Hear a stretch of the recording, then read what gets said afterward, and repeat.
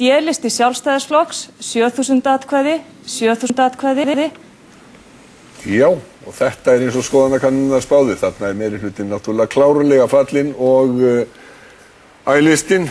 Þetta eru hreinar línur. 6 borgarfulltrúar rétt eins og allar kannanir bentu til. Sjálfstæðisflokkur tapar 2 borgarfulltrúum.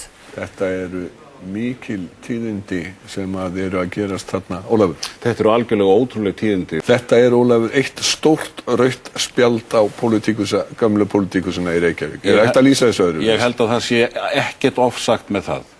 Og ég veit nú að vísi ekki hvort að þeir fá mjög langt leikbann, en þeir verða að minnsta kosti augljóslega, svo við höldum fótboltalíkingunni, að fara algjörlega í það að skoða sín mál frá grunni og endurmeta sína stöðu og reyna að vinna traust kjósenda aftur. Tíðindin í þessum kosningum eru einföld. Sjálfstæðisflokkurinn er í stórsókn í Reykjavík. Við